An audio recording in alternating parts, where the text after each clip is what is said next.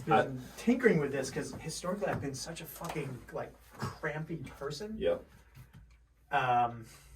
If I don't do this, I have cramps, leg cramps. This has made a huge difference with that.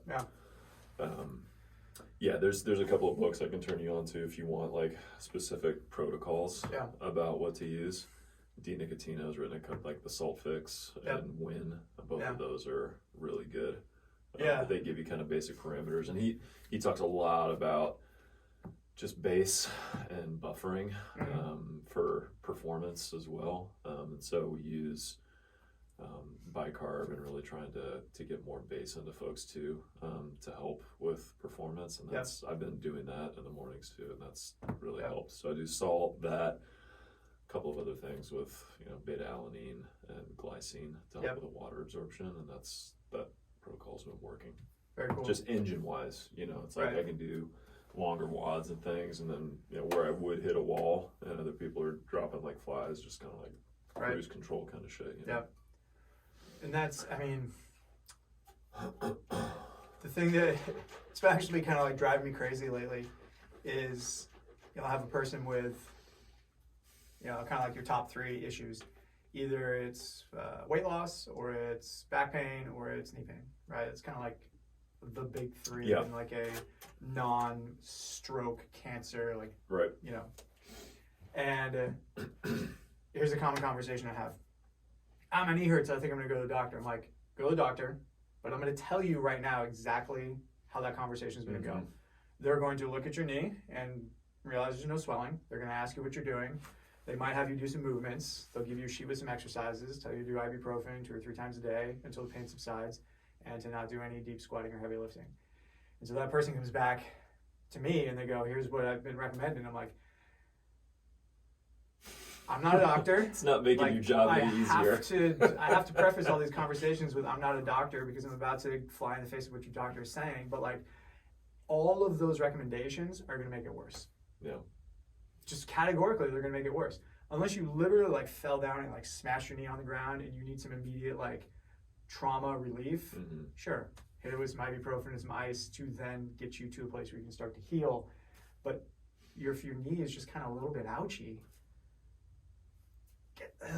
and then same thing with nutrition. I mean, dude, the number of people who come in and I just ask them some questions like, I'm trying like 1,200 calories. I'm like, dude, my 4-year-old daughter eats more than you. I know. It's like, and they're blown away that I eat 30,000 or 3,500, and so all these things are so tough to reconcile when like the established mindset is all this weird stuff. No, I tell people that all the time, right? It's like, I eat like 1,000 more calories a day now than I did when I was 50 pounds heavier.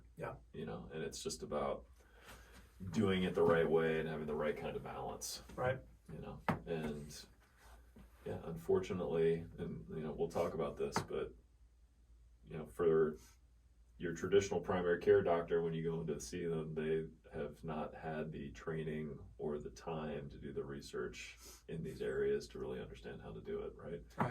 And they don't have the time to spend with you as the patient to walk you through how to do it. And it's like I'm partially curious like how all of this came to be, but it's also like, man, it's probably a waste of time. But like ultimately, I mean, and this is why I've gotten so into this pain-free thing, is because it's like, if someone has pain and I can give them some immediate relief with just a couple of activities, which is very plausible. Like somebody can come in with pretty catastrophic knee and back stuff, and in 30 minutes they feel better doing X, Y, and Z movements, whatever they're going through. And if I can demonstrate that in 30 minutes, then there's like hope. It's like, oh, well, what if I did this for 6 weeks? It's like, okay, cool. Now I've got some runway. And I mean, it sounds crazy, and I have like huge imposter syndrome for this because, dude, I'm working with people who are like considering nerve ablations and considering back surgery, and who, are being advised to go under the knife and here's all your different things. And I'm like, I kind of feel like I don't have the ammunition to like counter that, but when given the chance and they do, like these maybe little 30-minute things and stuff feels better. I mean, I've talked people out of surgeries, and if 6 weeks later they're feeling good and they're running pain-free, it's like that surgical intervention no longer seems appropriate, you know? Yeah, I mean, but, and we've talked about this before, but, you know, my approach to that, and especially with surgical interventions, is that you never know how that's going to turn out. You know, like there's a lot of ways that cookie can crumble. Yeah. And for some folks, it works out really well, and it ultimately is the right decision. Yep. Could you have gotten to the same place, you know, without being cut on potentially? But if it works out, it's great. There's another large swath of people that do end up moving forward with a procedure when they didn't get the counseling or understand that there were potential alternatives, right? That they could have had access to, which could have gotten them to where they wanted to go without having a procedure. Yep.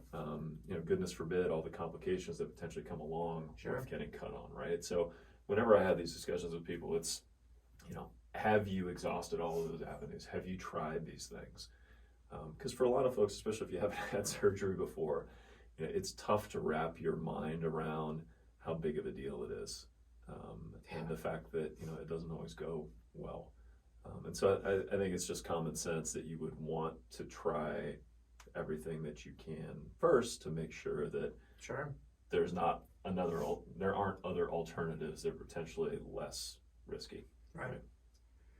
And, you know, kind of then on the dietary front, you know, interested to get your kind of like side of the story, so to speak, as I just shared.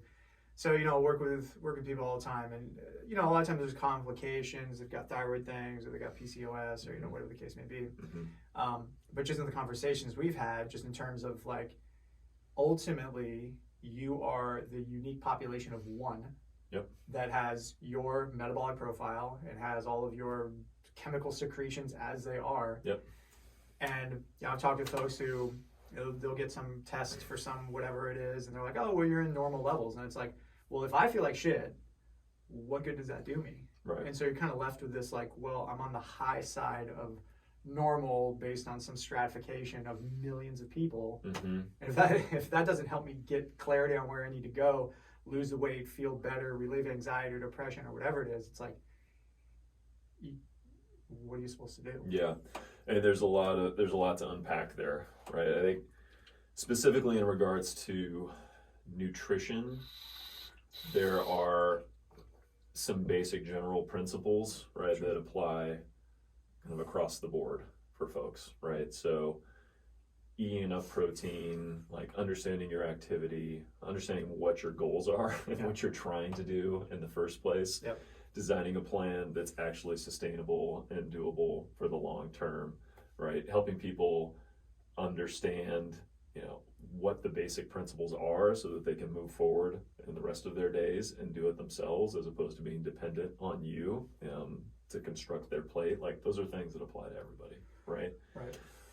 Now, in addition to that, as you outline, we are all unique individuals, right? And so is there more value in doing a deeper dive and potentially getting more information, and will that get you to where you want to be with less frustration and in a shorter amount of time? Potentially, right?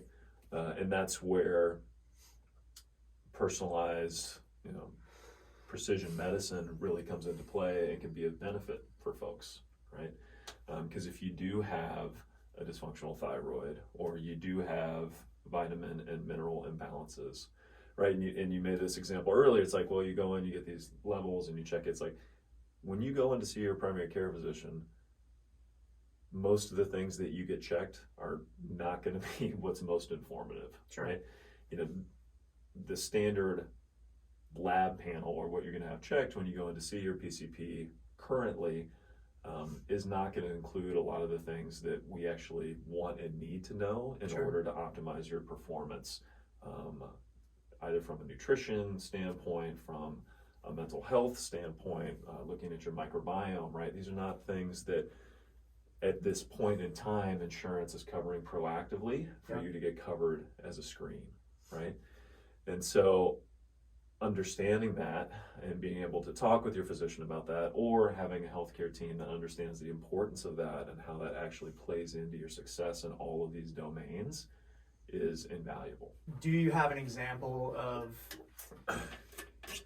maybe like a low-hanging fruit that is not often assessed that ends up becoming somewhat critical to people's overall path forward? Yeah, I mean, there's so many. We can talk specifically about the nutrition area, sure. Since we're there. But in precision medicine, which is what I'm doing now, right. We do comprehensive blood work, right, in addition to genetic analysis, mm-hmm. right? And so we'll take your genetic predispositions in these certain domains, talking about nutrition currently, and then use your lab work on top of that to really give us a snapshot of what is happening for you at this time and how your genetic predispositions are potentially being expressed based on all of these factors that you have going on, be they lifestyle, other epigenetic influences that you may have been exposed to, etc., right? One good example of this is the SNP, or single nucleotide polymorphisms. These are the areas of your genome that have been studied to show a particular predisposition in one area or another to do better or worse with supplements, nutrition strategies, mm-hmm. what have you. This one SNP called the PPM1K affects how BCAA supplementation can change your body composition, right? So branched chain amino acids are in so many things that we take in now, right? So whey protein supplements, recovery drinks, pretty much everything that you grab off the shelf at even the gas station has BCAAs thrown in there, right?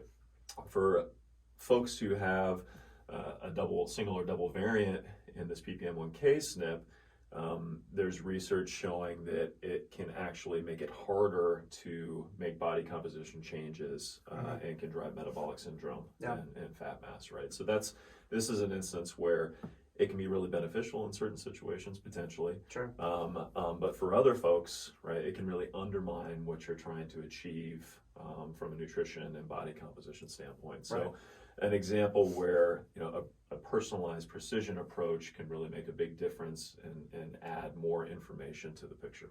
Yeah, it's I mean that flows right into some direct friction I experience in terms of like, okay, so there's a number of YouTube channels I watch that do a pretty good job like digesting the current health and fitness literature. Mm-hmm. And this isn't the fault of those YouTubers. They're literally just interpreting what the results of these studies are. Yep. The studies end up being, we took 100 healthy men and women sort of between the ages of 20 and 50, and we subjected them to an exercise protocol, and some of them had this supplement and others didn't. Yep. And so if that's not appropriately stratified by the variables you just described, you could get absolutely nothing, know? And so it would be, there was this interesting thing I saw about these people who live in Yakutia, which is the coldest place on earth. Okay.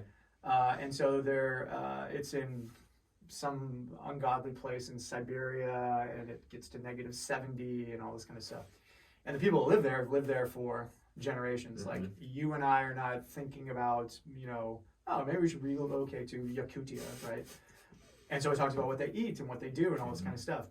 And they eat basically nothing but fat, because their opportunity to eat mango is basically zero. Their opportunity to eat kale is zero. It doesn't grow but for like 300 miles south of there. And so they're in this isolated little patch of ice, and they eat basically sardines and fats, and they have some sort of like native ox thing. And then they eat cream, and maybe they get like one berry that managed to grow in the 2 months of spring where it's not freezing. Yep. And so these people have lived there for thousands of years. They're eating just like that. And if I were to apply conventional like physician wisdom to them, I'd be like, oh, well, you need to eat more leafy greens and all this kind of stuff. And it's like, well, actually they're doing fine, and they're eating this awful diet that's high fats, but it just so happens that they're perfectly predispositioned to eat exactly that. Yeah. Well, awful's in the eye of the beholder, right? And this is where, I mean, we could talk about that for a long time, sure. but you know, to use my own personal experience as an example, right? One thing that we look at is your genetic predisposition to certain nutrition strategies, right? And we do that for everyone.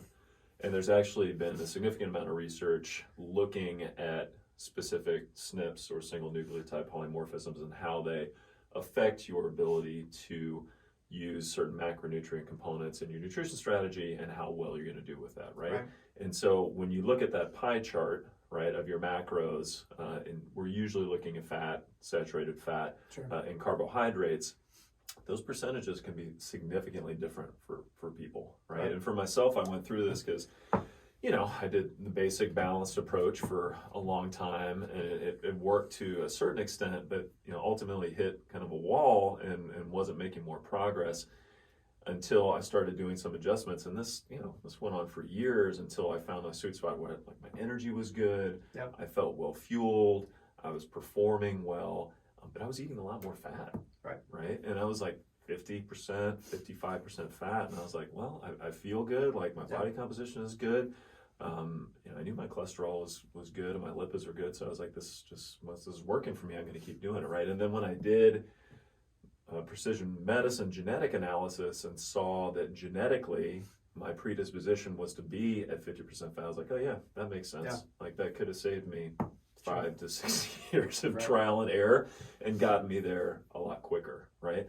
And so that's what's so neat, to do this with folks and do that testing and then look at their blood work, and we can actually say, you know what, your lipids and cholesterol may actually get better if you start eating more fat. And not just any fat, right? It has to be a higher quality fat. You want it to have an appropriate, you know, omega-6 to omega-3 index. You know, you certainly want to make sure that you're not combining it with other refined carbohydrates and other things, right? But those types of things that would seem counterintuitive to folks, right? More detailed, personalized testing can be very revealing and helpful. Yeah, I mean, you certainly have a more precise view of your own metabolism than I do, but you know, if I were to, I'm kind of in that stage where in that testing sort of intuitive type phase, and what I found is that you know, because I've done the whole paleo thing, which tends to trend low carb and you know, go high fat and stuff like that. And it's not like I felt bad, but I feel like as the years go by, man, I'm a carbohydrate-based life form, and like I was in Florida, and there were all these guys on a carnivore diet, and they like won't even touch the fruit, and they're eating nothing but meat and cheese, and I'm like, hey, you gonna eat that bread? Like I'm, you know, and I'm the one like, you know, sneaking bananas and rice cakes and stuff like that, but that allowed, you know, our performances were indistinguishable at the end of the day, and the fuel that we, you know, and it, you know, it might be you know, I have no idea, maybe you have a better answer to this, that if you lean into something and you acclimate to it, then you know you can derive some of the benefits of you know. So maybe I've leaned into carbohydrates, but I mean, I eat like, you know, north of 300-400 carbohydrates a day, and obviously I'm not, you know, morbidly obese as a consequence.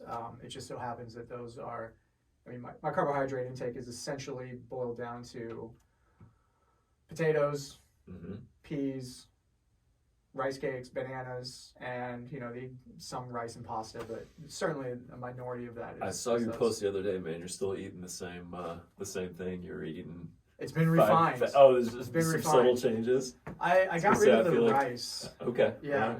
And you set potatoes in for the rice. Some potatoes in, and that was really just based on I think some research that I came across when we were doing Vital Human stuff, and that was, you know, basically potatoes' impact on satiation, and them being a particularly good carbohydrate source for curbing satiation and I suppose getting your carbohydrates in, and then also not overeating, because that's kind of a problem I have, is leaning into like too much binging and stuff like that. Yeah, potatoes get a bad rap. They really do. And I went down the whole, it's sweet potatoes because white potatoes for some reason, and I honestly find sweet potatoes kind of gross. Like I don't really particularly care for them. And so when that all came to light, and I was like, I'm going to try this. I was like, oh, this is amazing. I love it. I love white potatoes way more than I love sweet potatoes. Yep. Energy levels are great. Feel good. Yep. Hunger signals are on point. Yep. Energy is good. So I was like, oh, this is a great place to be. Yeah. It's not like rice was bad, but this is, I think, an improvement for me personally. Yeah, and that's interesting.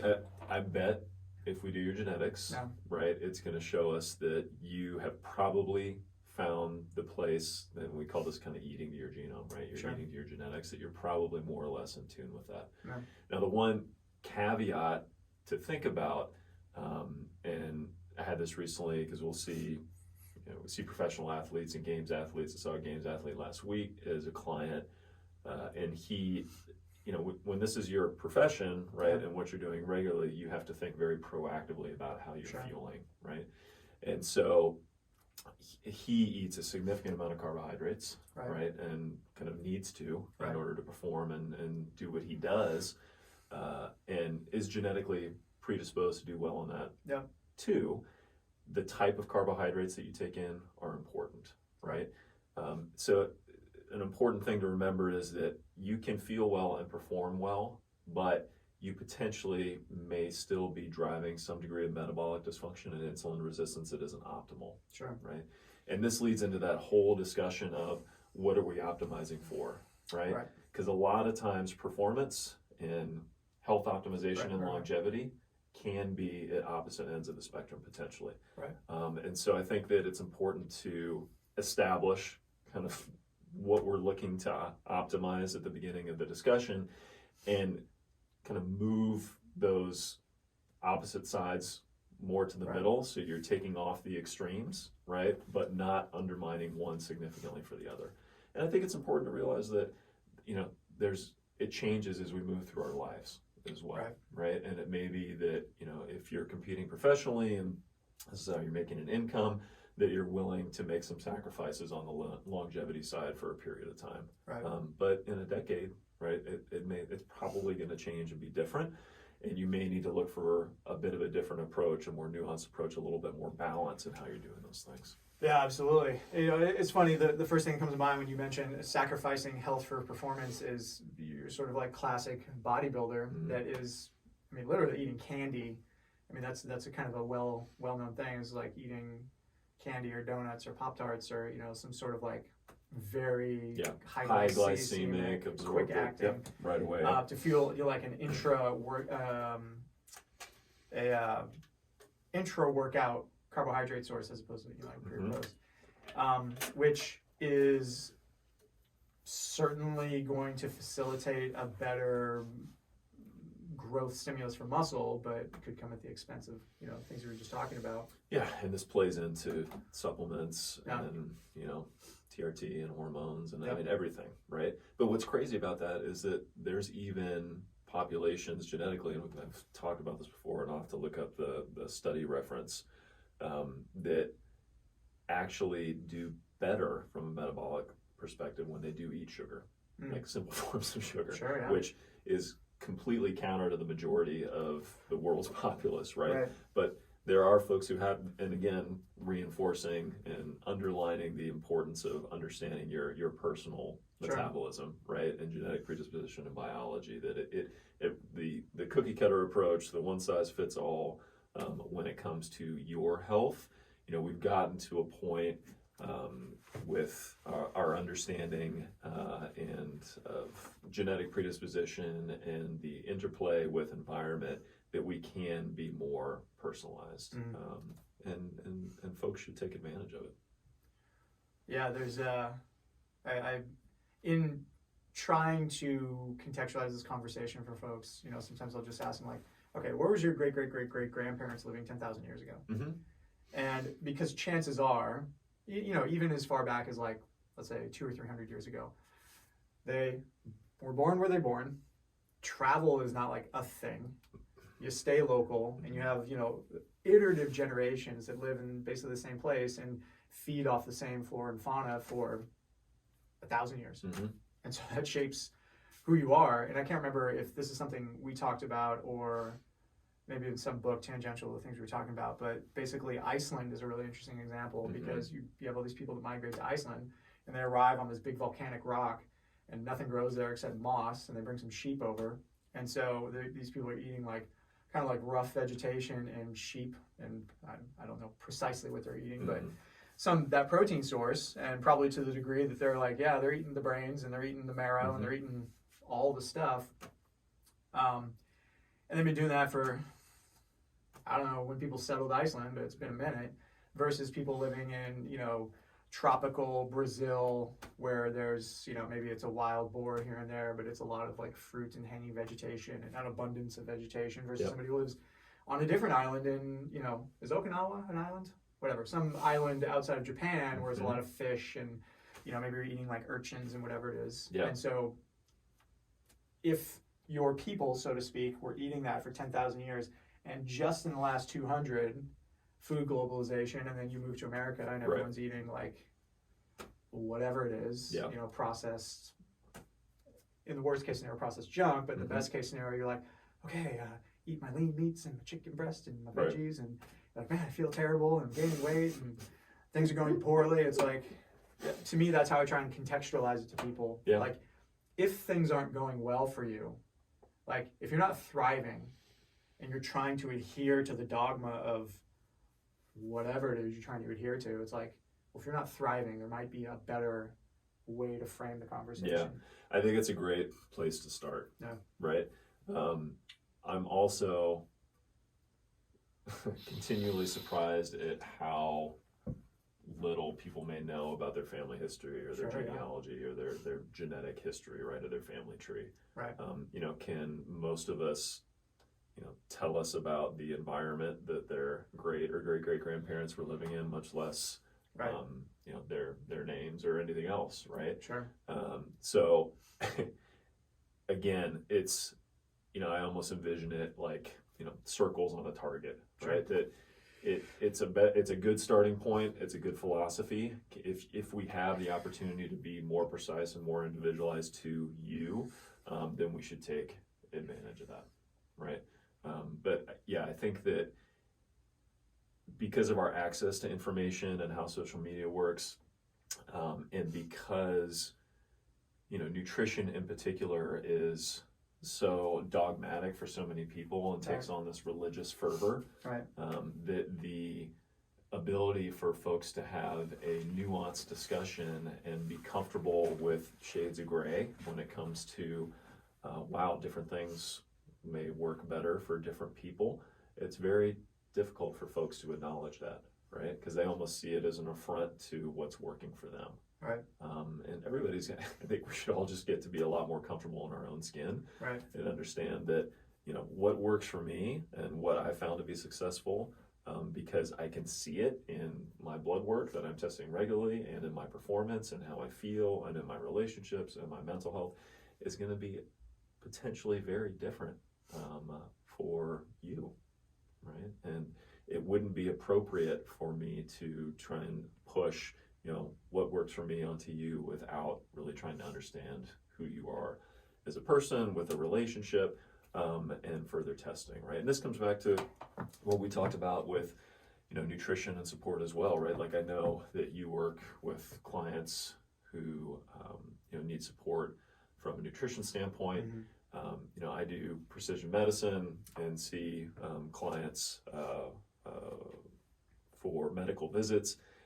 But nutrition is unique, right? And folks need more detailed support, more timely and frequent discussions, potentially more, in addition to the accountability that comes along with that personal relationship, right? And a lot of the work that I do is through telemedicine, but, you know, the ability to work with a health team who is local and who you know and who you can train with and meet with and talk to, share experiences with, and see regularly is invaluable, right? And I know you do that, and that's, you know, one of the reasons why you know, we started To Be Human, was to give folks that additional level of support when they need it from a nutritional standpoint, right? Because there's so much misinformation and frustration that people experience, that connection is invaluable. It's interesting, you know, I'm you mentioned like kind of like the support and community and closeness of the whole thing. And yep. It's really interesting when I talk with, because I'm in this very small bubble. I associate with essentially like the same 150 people, all the time. Mm-hmm. And in general, the longer someone stays with us, the more they rely on us for like all those things. And so it's, they're coming to us for their bad elbow, yep. and their squat strength, right. and their children's sports performance, yeah. and their nutrition, and our referral for a chiropractor, and so on. Mm-hmm. And so the kind of like network of their physical care grows, and they rely less and less often on going to the doctor, yeah. so to speak. Yeah, no, that's a really good point. And I think that part of the vision that we have as a company at Wild Health, the precision medicine company that I work with, is that we want to play that role, yeah. right, for folks. We want that community to be your health home, right? And when it comes specifically to whether it be a gym or a CrossFit box, like what better place to have be as your home plate, as sure. your home base, right? Like that community knows more about you than anyone. You spend all your time with them, right? They know what's going on with you on a day-to-day basis. They know when you have an injury, right? And so having a healthcare team that understands that and values that community and supports it, I think is huge and has a direct impact on your overall health and outcomes. And we could spend an hour talking about this, right? And it goes back to where we started with the discussion. But when you go in to see your primary care physician, and it's interesting working with, as I work with a lot of CrossFitters, right? And so, when they go in to see their doc, I can tell you what their doc is thinking, because, I was in that position before. Is like, oh, good, this is an easy one. Yeah. Right? Like, I can spend 5 minutes in here because I know that I got 6 train wrecks waiting for me in the next 6 rooms, and this is where I can make up some time. Yeah. And they're making assumptions because you look fit, right? But because they aren't doing the testing and the diagnostic studies and talking to you and getting to know you, like, my patient visits are all an hour. Right. Like, we talk about your kids. You tell me your day minute by minute. Like, I know everything, right? And that's how I want it to be. That's how I can be effective, right? But yeah, you're in this office. They look at you. It's like, okay, you're looking good. We'll see you next year. Yeah. Next year, right? Yeah. We don't know that you're developing insulin resistance, right? Because you're fueling incorrectly, right? We don't, take the time to understand that intermittent stomach discomfort that you're having is related to, the NSAIDs that you're pounding because you aren't training in the right way, right?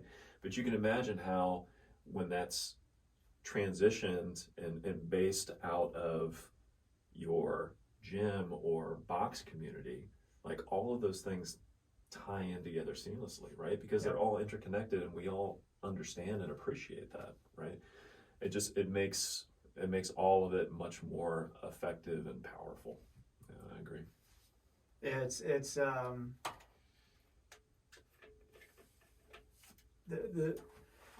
the folks who aren't maybe like, I don't know, it can all sound like very condescending, like, oh, you don't know or whatever it is. But if they're like that, if they're new to this kind of like ecosystem, it's very common. Hey, how did something go? The workout or whatever it is, like, oh yeah, knee was a little buggy, but it's no big deal. I just went home and iced it, and took a couple of ibuprofen. It was gone. And you're like, oh, okay. So, first of all, it's kind of like, well, what gave you the impulse to ice your knee that it's not injured? I mean, it's giving you feedback. You're killing the feedback, and ibuprofen all the same. You're killing the feedback, and then, like, where'd that impulse come from? And then, if every single time you work out, your knee bugs you, and then you put ice on it, and then you ibuprofen it, and then you come back and you work out again, the same thing happens. It's like, that's a feedback loop that you don't have to participate in. Yes. Like, I do that 0 days out of 365. Right. 0 days. Right. I can't even think of the last time I iced something. I mean, truly, it's been more than a year, maybe 2 or 3 years since I've iced something. Right. And ibuprofen is like, I save that for, here's my use case for ibuprofen. Am I not going to be able to sleep because something is bugging me too much? Well, I'm prioritizing the sleep over whatever that thing is. And then the optimism there is that that's a once every 6 months kind of thing. Yeah. Not a Monday, Wednesday, Friday, 365 kind of thing. Yeah. Right. And I would shoot and make an argument that we could potentially find something that would even be better than ibuprofen, sure, right? Yeah. From a microbiome and renal standpoint, right? Especially with the long term, because so many of our professional athletes, right, rely quite heavily on NSAIDs, and you can see the ramifications in their overall health that has when you develop that dependent relationship, right? But to go back to what you were talking about, in how the mainstream medicine is set up to handle these things, it's like it's geared towards symptom care, right? It's like, oh, you got pain in your knee, ice will make it feel better, ibuprofen will make it feel better, go get them, cowboy, stop doing that, right? Yep. We do not have the time or the bandwidth to address root cause, right? Which is what you're talking about, right? It's like, why does it hurt? Okay, we should think about that, right? It's because maybe you're not training in the right way. Maybe your foundational movements are not set up in the right way. Maybe you're imbalanced and you need to focus more into your tib, right? It's like all of these things are intertwined. But when you go in to see the physician, it's like they don't know. Not only do they not get the training or the education most of the time to be able to give you that information, even if they do, they don't have the time or the emotional bandwidth to sit there and have this conversation with you. Keep in mind that, what is it, 70+% of primary care physicians are burnout. Sure. Right, at this point. So just remember that when you go into the office, that the vast majority of the time, they don't want to be there with you. They're thinking about another line of work. And it's sad because it is a direct expression of how the system has been set up, right? And doctors, as much as patients, are victims of that structure, right? And so what we're trying to do at Wild Health and other companies that try to create a more direct relationship is step out of that dysfunctional system and find a new and better way. Yep. And so, so I'm with Kaiser, right? Mm-hmm. And so, recently I got a TB test and I went in for an eye exam because I've got some family history stuff. And so, my use case for Kaiser is basically, I'm like, sounds weird to say, but I'm like kind of my own doctor, if you will. And I'm going in and being like, what tests do I feel like I need to categorize and assess the things I'm going through? Right. And I'm essentially not relying on the judgment of my actual primary care physician at all. They're essentially a barrier to me obtaining the thing that I need to know about myself. Yeah. And, and it's all like web-based at this point. So I go in and I'm like justifying why I need, an eye exam, ophthalmology exam, being 38 with no glasses or anything. I'm like, well, and I'm like, I have no and I'm not, saying that's good or bad, but like that's my use case, right? Yep.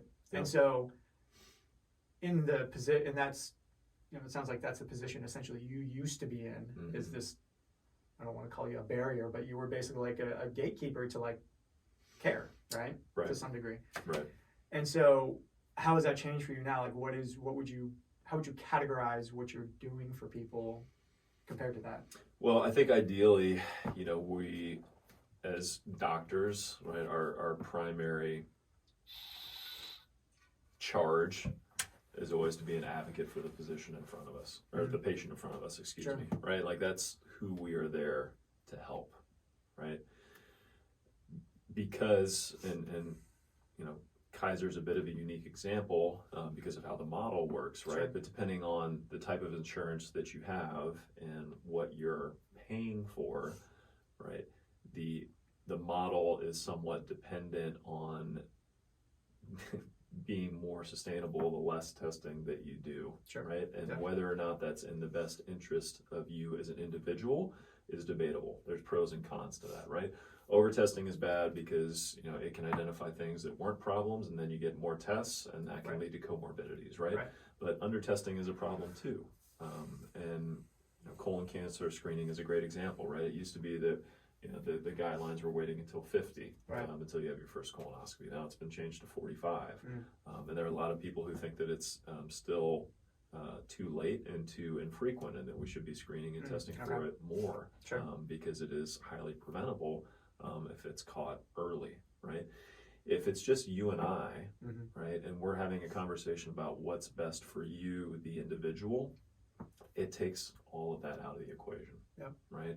And so we can have a relationship and a discussion about, okay, what is really going to put you in the best place to optimize your health, right? And I love using the, you know, the sickness, wellness, fitness continuum, right? And it applies to all of these things, right? How are we always trying to move you, you know, to the right-hand side of that graph?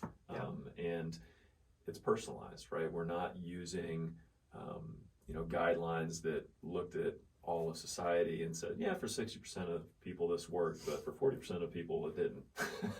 But never mind them, right?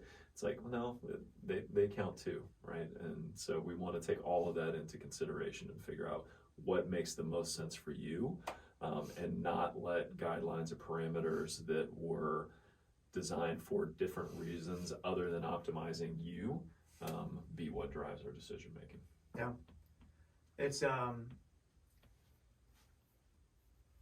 you know, in being exposed to like cancer type stuff, you know, it's really interesting because you hear about these treatment protocols, and this one's got a 20% success rate, and this one's 80, and this one's 1, and all this kind of stuff, and you go like, okay, so again, I'm not a doctor, but you know, you start Googling all these things, you're like, oh, what even is all this stuff? And you know, you start learning about, wow, the complexity of cancer and all this kind of stuff, and you go, okay, so you have this drug, and it works sometimes, and it works for some people for, you know, varying durations, but it's like, well, why does it stop working? Why is this person non-responsive at all? And so, you know, I think of that as sort of like a proxy for, well, you know, I took I think, and I don't know for sure, I'm a creatine non-responder. I've had some conversations with Dan about this, about how, you know, maybe I can do some things slightly differently to get benefits. But I've dosed creatine super high and wrote it out, nothing. I've gone off of creatine cold turkey, nothing. Like, no matter what I do, it doesn't seem to impact my performance or any of the, you know, we had the creatine lectures back in the day. It does not seem to impact any of those things whatsoever. It's literally like I'm doing nothing, no matter what I do. Right. And so, you know, then extrapolating that to, you know, something you were talking about, like BCAAs and things like that. It's like, well, ultimately, the only reason why these things aren't working is because, like, the receptor thing that I have is just like, nope, doesn't fit. Maybe different, you know? Right? And you know, there's certain things like, I don't know if there's any like morphine non-responders. You know, there's certain things that are like 99.9. Is that a thing? Can people be non-responders to morphine? Sure.